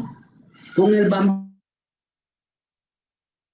bambú hacemos infinidad de cosas, y con el bambú hacemos las paredes de nuestras casas. Podemos hacer el piso también de nuestras casas, con el bambú y con el pambil, ¿sí? Entonces, el bambú en la parte arquitectónica es una mata, decimos nosotros acá, que enriquecería muchísimo a la parte arquitectónica en el sentido de que se puede hacer lindos trabajos, casas, y seguro que tú conoces cómo hacerlo, en vez de utilizar clavos con punzones mismos de madera, se clava y en vez de clavos metálicos y se va haciendo grandes edificaciones. Yo considero que el bambú es una mata, o es algo que nos brinda la naturaleza, que se puede emplear y que puede enriquecer muchísimo la parte arquitectónica. Así es, muchísimas gracias. Gracias, ¿Alguien tiene la otra respuesta. pregunta dirigida a Jackson? O podríamos, a partir de este momento, abrir a la parte de las preguntas. Yo creo que podríamos hacer eso, ¿no? Entonces, a los ponentes les pido que abran sus cámaras para que todos estemos presentes. Y tengo dos preguntas en espera. La primera es la pregunta para la arquitecta Freire. Jackson, le Sí. pido, ¿podría dejar de compartir la pantalla? Claro. Que está en el manual. Muy Mientras bien. tanto, la pregunta para Úrsula es si es que el diseño paramétrico se puede entender dentro de los paquetes híbridos de los que está hablando.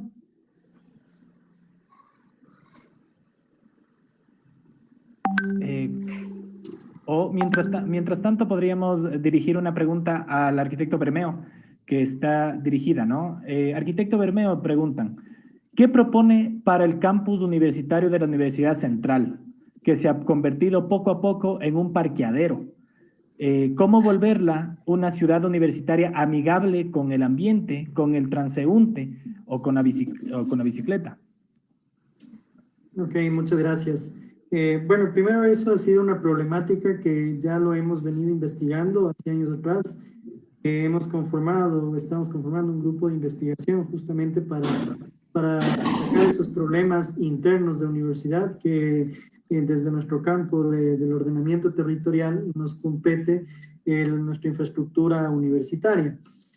Creo que para eso, dentro de no solo los problemas de movilidad y lo que mencionan, ¿no? Pues que prácticamente se ha convertido el campus en un parqueadero gigante, creo que lo primero que hay que hacer es un estudio urbano territorial de todo el campus, para lo cual hemos utilizado ya estos sistemas que les he indicado de modelos de agentes que nos ayudan a, digamos, primero a identificar cuáles son los problemas y segundo a dar una predicción, llamémoslo así, matemática, en la cual podemos encontrar diferentes escenarios de lo que podría pasar si aplicamos diferentes soluciones o técnicas urbanas.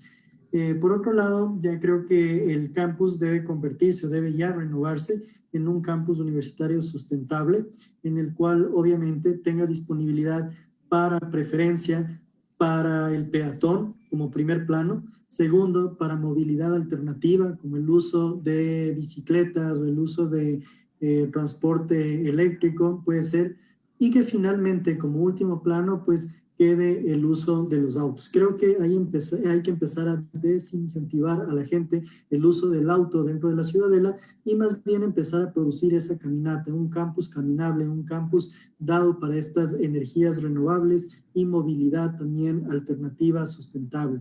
Entonces creo que el campus tiene mucho potencial, hay que ir más bien renaturalizando, hacer que esos grandes aparcamientos o grandes espacios llenos de hormigón, de cemento, pues se transformen en grandes áreas verdes que den esta naturaleza al campus interior. Muchas gracias por la respuesta. Nuevamente le repito la pregunta a la arquitecta Freire, si es que el diseño paramétrico se puede entender dentro de los paquetes híbridos de los que está hablando?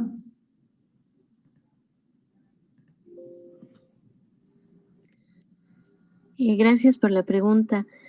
Yo diría que en principio el diseño paramétrico no es un paquete híbrido porque no transmite información, no es un vehículo para transmitir información, pero lo paramétrico sí es, sí tiene algo del lenguaje morfológico de la naturaleza.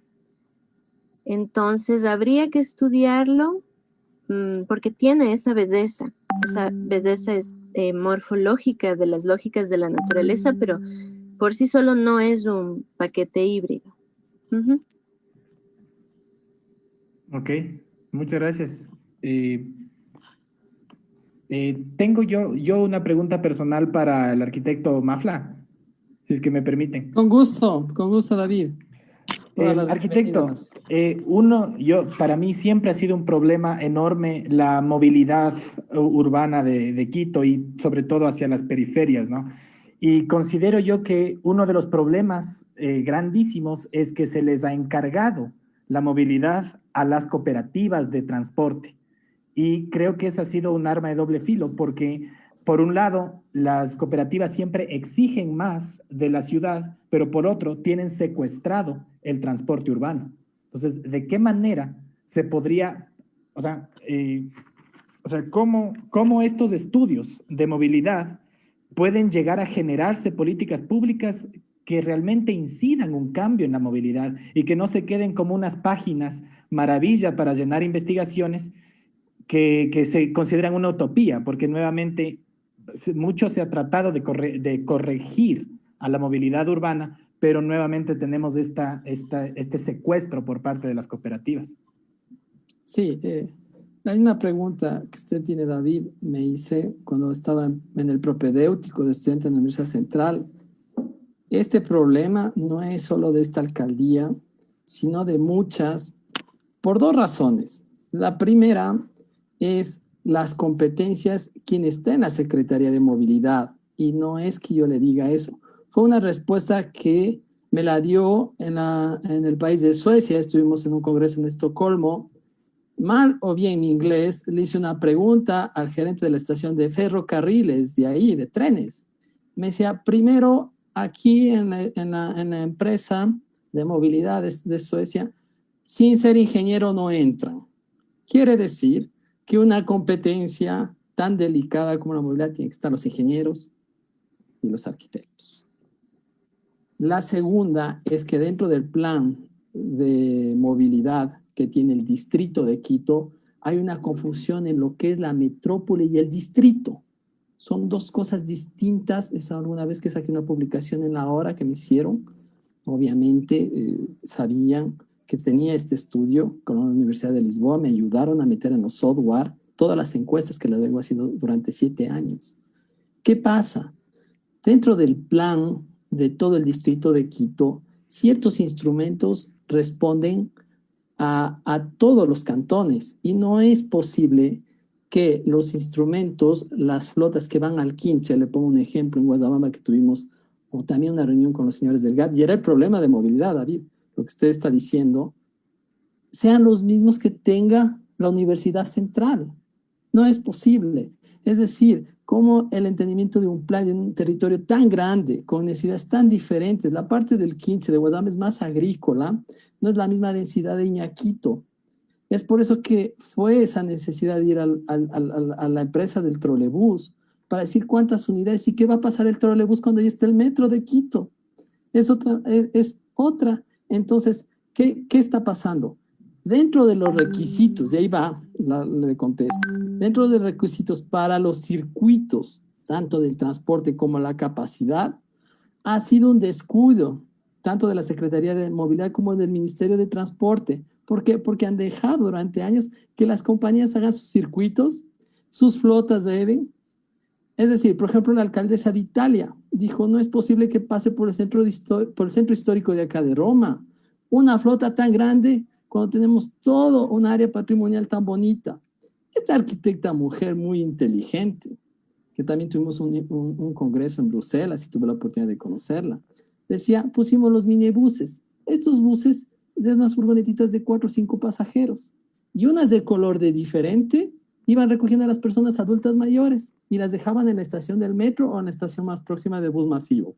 Es decir, la movilidad que necesita Quito es diferente. No es posible que un bus de 80 pasajeros pase a la misma hora o pase en diferentes horas. No es posible que en las horas pico pasen las flotas de una misma frecuencia. No, las otras ciudades y otros países tienen otro entendimiento.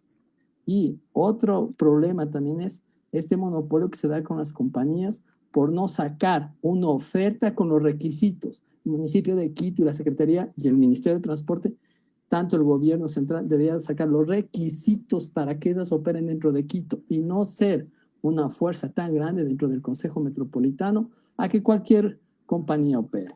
¿Y por qué digo eso cualquier compañía? Porque se han descuidado mucho. ¿Y quién chupa? Somos los usuarios del transporte público. El metro no es solución para Quito. Ya le adelanto.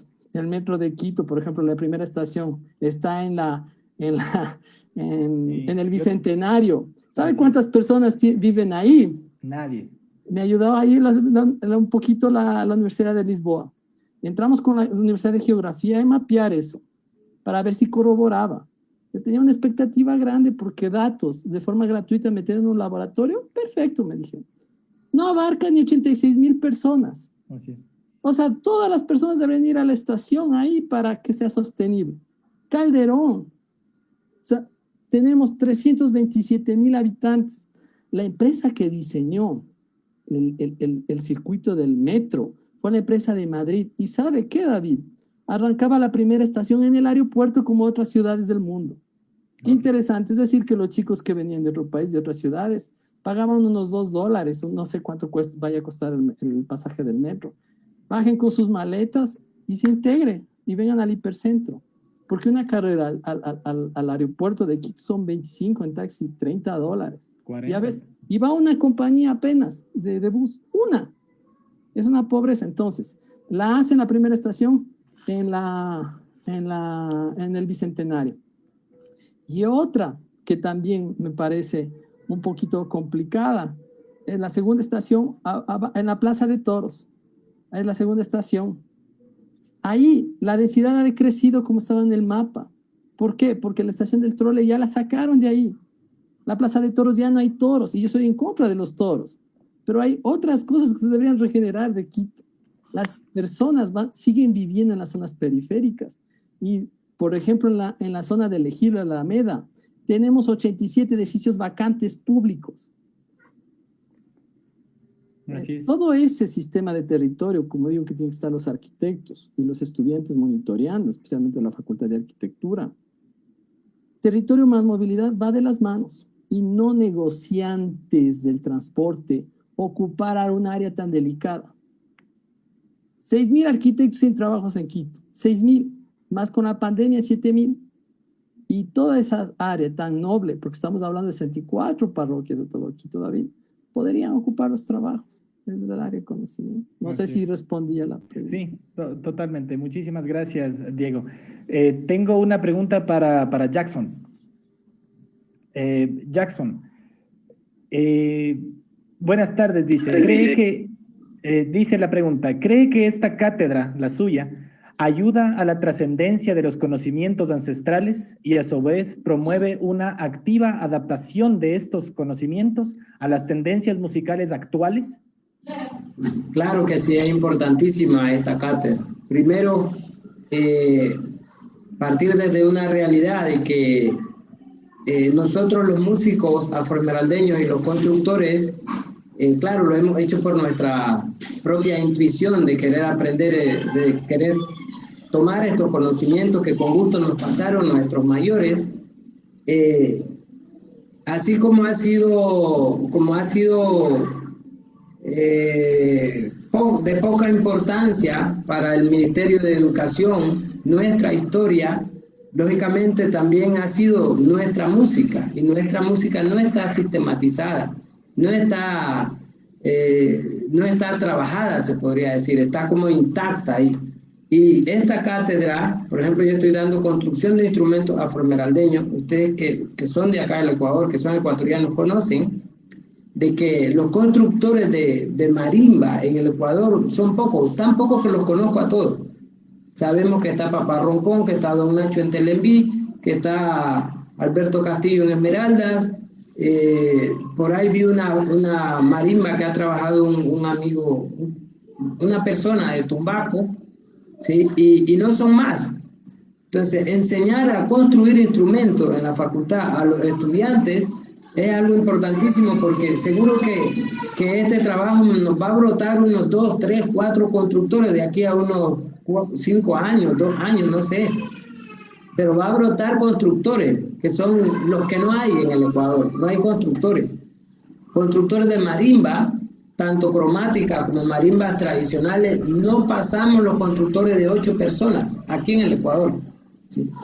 Entonces es importantísimo que se esté dando esta materia de construcción, y de la misma manera la enseñanza de la música tradicional que se está dando con este equipo que tenemos, que tú lo conoces, Jackson, el maestro Limber y la maestra Karina.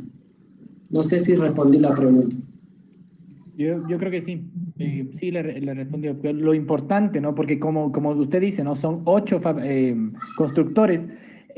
O sea, necesitamos de esta investigación y de esta investigación aplicada directamente a la sonoridad y a la selva, precisamente para preservar estos conocimientos, ¿no? Estoy completamente de acuerdo con usted, y que son importantes estos mecanismos de difusión, como un manual técnico, como la difusión de charlas, de foros, seminarios, y actualmente, o sea, como esto está transmitiéndose por Facebook Live, no solamente lo estamos viendo estudiantes, sino lo están viendo a nivel internacional, ¿no? Posiblemente hay otro marimbero de alguna otra ciudad, algún otro país que se interese, y se podría establecer nexos incluso latinoamericanos o mundiales. Esa es la importancia de estos espacios de difusión de investigación y conocimiento. Había un comentario en relación a la ponencia de la arquitecta Freire, que mencionaba que uno de los mejores ejemplos contemporáneos de arquitectura a partir de la lógica de la naturaleza es el trabajo de Neri Oxman, ¿no? Entonces, y dice que muchas gracias y recomendable su revisión.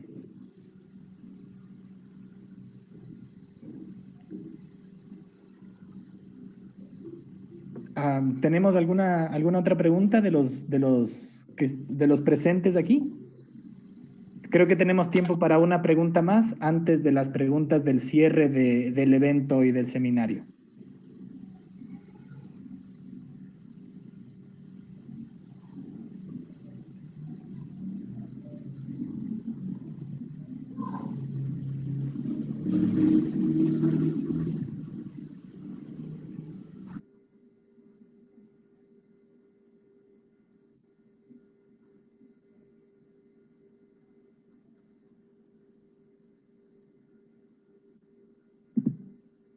David, si me permites, de pronto. Claro que sí. Siga, Sergio. Bueno, yo quisiera reflexionar un poco sobre todas las exposiciones que han realizado. Me parece muy pertinente, de acuerdo a que este webinar está destinado justamente a ver, bueno, en nuestro campo, que es la ciencia y tecnología, artes y arquitectura, que ha sido motivo de este día, ligadas a la investigación. ¿Cómo nosotros podemos aportar desde esta línea de investigación, desde este campo de investigación, al proceso educativo, al proceso académico, tanto estudiantes como docentes de las universidades? Me parece que la tecnología, primero, como hemos dicho, puede ser segregativa, ¿no? De hecho, es segregativa.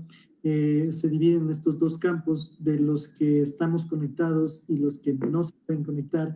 Entonces, versus también lo que habíamos mencionado dentro de estas exposiciones, el tema de diferenciar entre la técnica y la tecnología, ¿ya? Que me parece que ahora en este mundo globalizado, pues las tendencias de dominación, de hegemonía, como Jackson también lo mencionaba, ¿no? Este tema de la colonización que tuvo América Latina, en especial nosotros, la esclavitud que tuvo que pasar, hizo que poco a poco se vayan perdiendo estas técnicas ancestrales, se va perdiendo realmente la técnica que está ligada al proceso manual, al proceso de concebirlo de una manera áptica, es decir, del uso de las manos, los sentidos en general, ¿ya? Y que nos vayamos insertando a través de la tecnología globalizadora a estas nuevas herramientas o instrumentos que nos desvinculan primero de la cultura ancestral, de la ideología local que tenemos, ¿ya? Y nos empieza a globalizar. Entonces, creo que a esto tampoco hay que satanizarlo, no es el tema, yo creería en el aspecto personal, no creo que es el tema de pues obviar absolutamente toda la tecnología y regresar a lo ancestral o dejarlo ancestral y dejar la tecnología, sino que más bien aquí veo justamente con las disposiciones de todos, pues esta conexión transdisciplinar que puede existir, esta conexión que podemos hacer en el uso de la técnica, retomando estos temas ancestrales, locales de cada territorio, pero también con el aporte de estas nuevas tecnologías para tratar de entender hoy en día a las ciudades que están dentro de un globo de complejidad, un sistema complejo.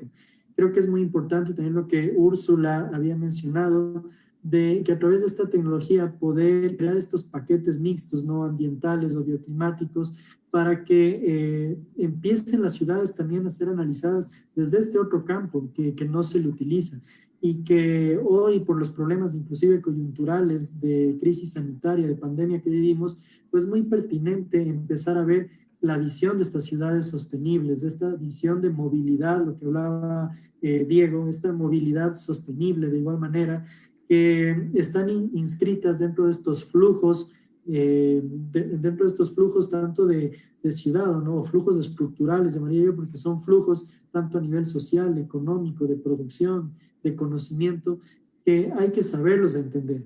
Entonces, dado este contexto, yo creo que la investigación en la universidad debe abrir el campo a esta nueva línea que es la tecnología del arte y la arquitectura, ya que, diría yo, ha sido de pronto opacada un poco, ¿ya? Por de pronto ciencias duras o ciencias sociales. Creo que la investigación en la universidad está destinado, proyectos de investigación, ya sean en investigación, semillas, hablemosle de observatorios, vinculaciones, se han orientado mucho a las ciencias de la salud, a las ciencias sociales, y se ha dejado a un lado lo que es las carreras de arte y arquitectura. O si las han tomado en cuenta, pues nos han tratado de encajar en modelos que están destinados para las otras ciencias. Entonces creo que a lo largo de estos 3 días de seminario pues se ha podido evidenciar justamente que arte y arquitectura no solo las dos tienen esta concatenación transdisciplinar, sino que vemos la necesidad de nuestros propios estudios, hemos tenido que trabajar con profesionales de otras carreras y que son aportes muy importantes que puede dar la investigación a la construcción de estas nuevas ciudades, a la construcción de nuevas tecnologías como las que nos ha presentado Jackson. Entonces, creo que el campo está abierto, la universidad debe renovarse, la universidad debe dar un plus y un enfoque a lo que es artes y arquitectura en general, enfocado de manera transdisciplinar. Incluso, como ya lo mencionaba, me parece que era Úrsula mismo, decía el tema de cerrar carreras, ¿no? de cerrar facultades y realmente empezar a trabajar entre facultades, ya no de manera aislada, sino complementándose tanto materias como carreras dentro de estas líneas de investigación. Gracias, Sergio. Excelente tu conclusión y la manera en cómo has resumido este trabajo de esta mesa, ¿no? O sea, básicamente hiciste un excelente cierre para nuestra mesa de arte, ciencia y tecnología. Sin más tiempo, yo quisiera darle la palabra a José Antonio Figueroa para que se encargue de las palabras de cierre, no sin antes agradeciéndoles a los ponentes del día de hoy. Muchísimas gracias por su tiempo, por su valor y por su entrega a la investigación. Muchísimas gracias a los ponentes. Le podrían ya cerrar sus cámaras y pasamos a las palabras de cierre de todo el evento de investigación, arte y arquitectura, retos metodológicos, a uno de los organizadores del evento, a José Antonio Figueroa. Muchas gracias, David. Bueno, yo realmente estoy muy complacido con con los resultados de este primer encuentro entre las dos facultades. Creo que de la actividad encontramos efectivamente que tenemos una planta de docentes comprometidos realmente con una amplia variedad temática investigativa. Creo que también hay en lo que se ha venido presentando una clara formulación de las especificidades metodológicas, epistemológicas y ontológicas del campo amplio, lo cual creo que también genera ya incluso varias inquietudes respecto a cuáles deben ser las estrategias que debemos hacer para que las relaciones, ya no solamente entre las carreras a través de los troncos comunes, sino entre las facultades, empecemos a generar equipos de trabajo conjuntos. Yo creo que hay grandes coincidencias temáticas, a la vez hay hay divergencias temáticas, como es constitutivo pues, de una comunidad académica, pero creo que para mí fue absolutamente maravilloso ver realmente cómo este cuerpo de investigadores, investigadoras, está formulando una agenda bastante contundente y bastante interesante de preguntas. Me parece que esto es una contribución enorme para mostrar las especificidades del campo ampliado, del que sería arte y arquitectura, tanto para la propia universidad. Yo creo que esta es una forma de generar preguntas que valgan para la universidad, pero también para la sociedad. Creo que estamos también, digamos, con cierta deuda, ahora cuando se estaba discutiendo, por ejemplo, el tema de arquitectura en nuestro propio campus. Eso es justamente el tipo de efectos que realmente debemos buscar los investigadores, o sea, que nuestras investigaciones produzcan unos efectos concretos. Jackson también ahorita lo planteó de manera absolutamente clara, los compañeros de arquitectura, las temáticas que han venido planteando, y también desde las artes mostramos efectivamente que tenemos pertinencia social y también pertinencia epistemológica, y a mí me parece que esto es realmente fundamental.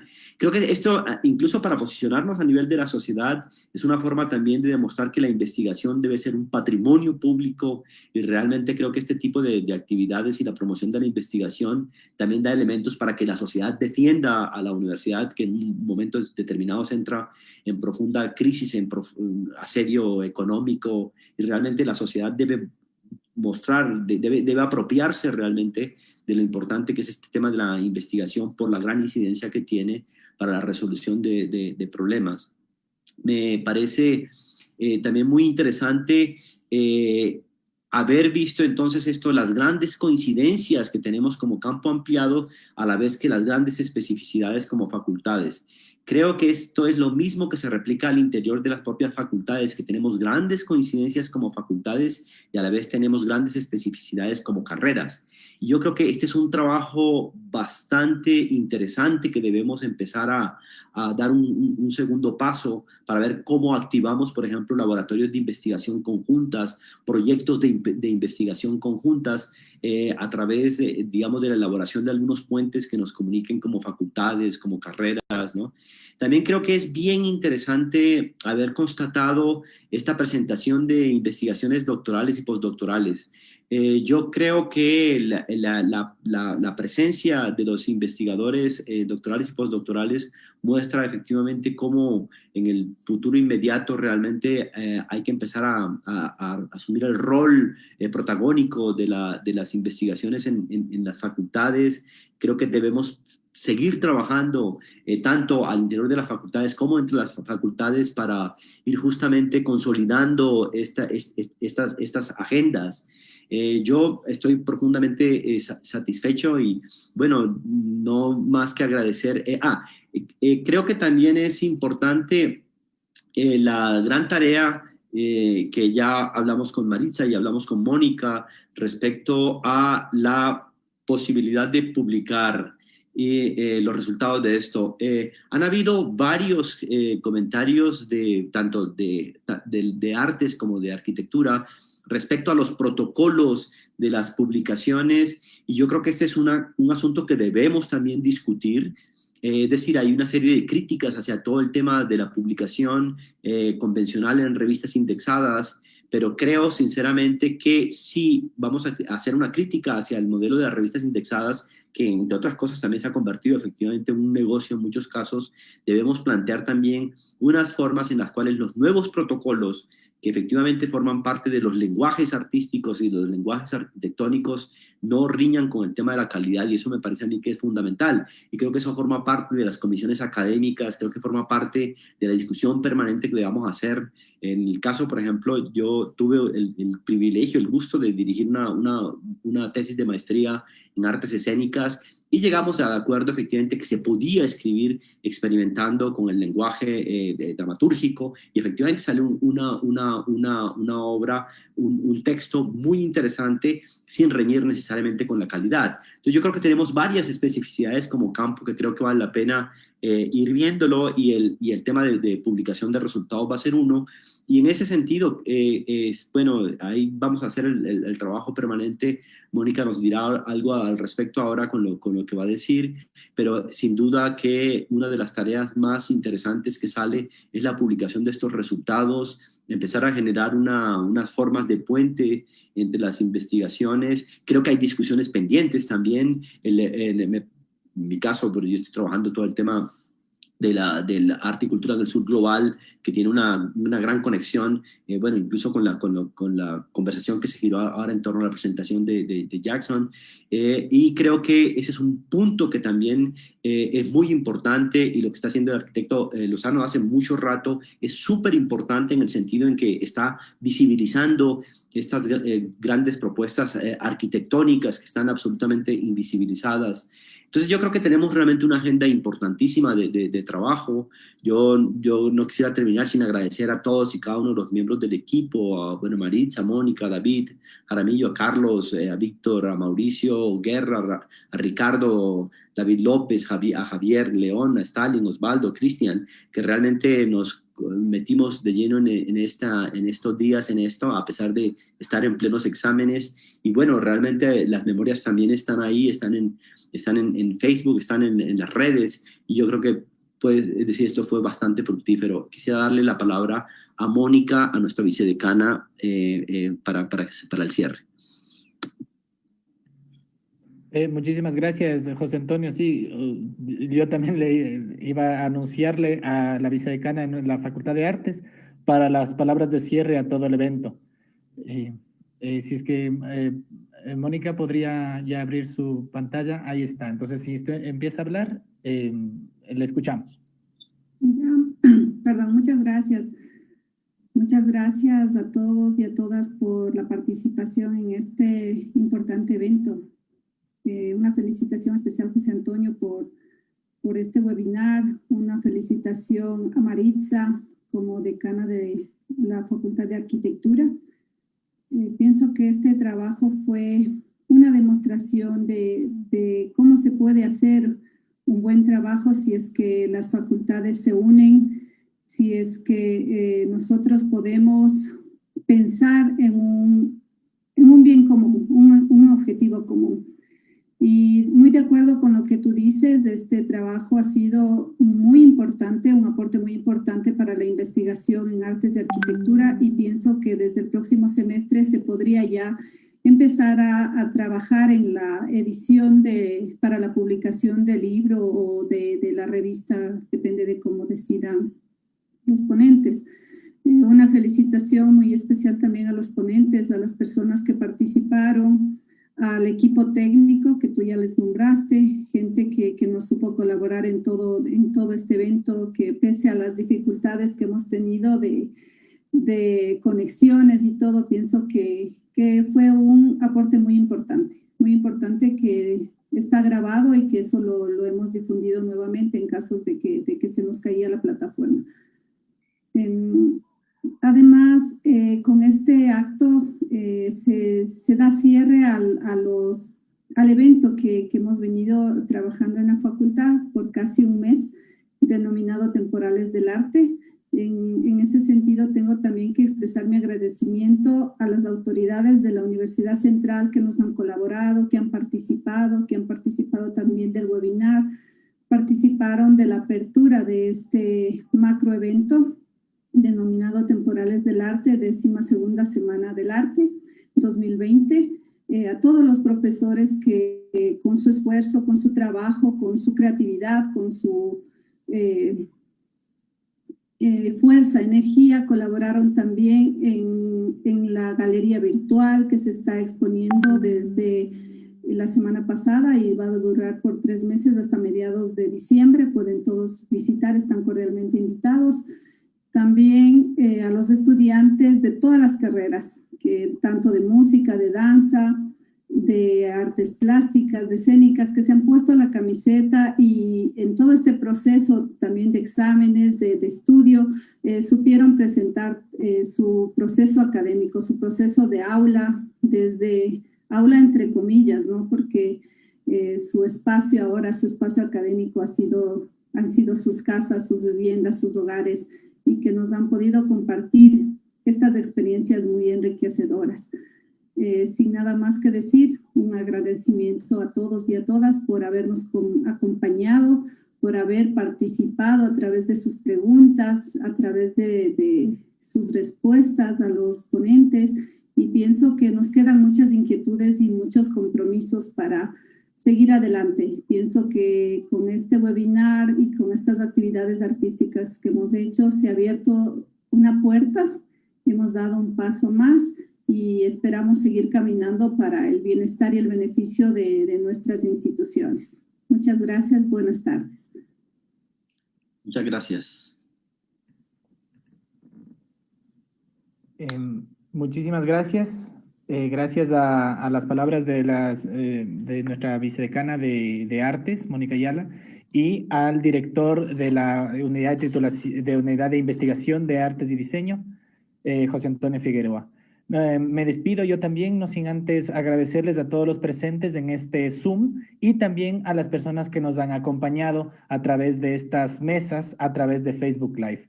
Muchas gracias al equipo técnico y muchas gracias nuevamente a las dos facultades, a este esfuerzo conjunto que, como dije en una relación anterior, las artes y la arquitectura siempre fueron una misma familia.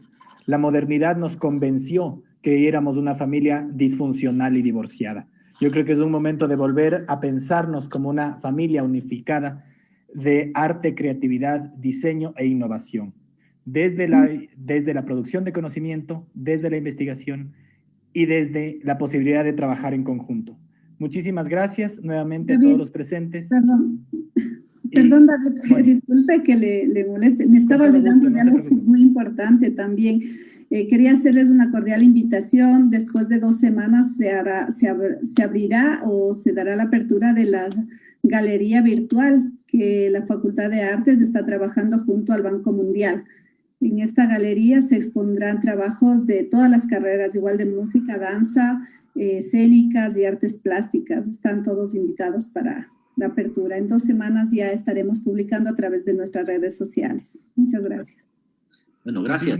Muchísimas gracias. Gracias, Moni, por esa cuña publicitaria, ¿no? Entonces, con la cuña publicitaria de la galería virtual, por favor, visítenla. No dejen de poner like y me gusta en sus redes sociales y postearlo a todos sus contactos. Muchísimas gracias a todos los presentes y creo, equipo técnico, podríamos ya terminar la transmisión en vivo de Facebook.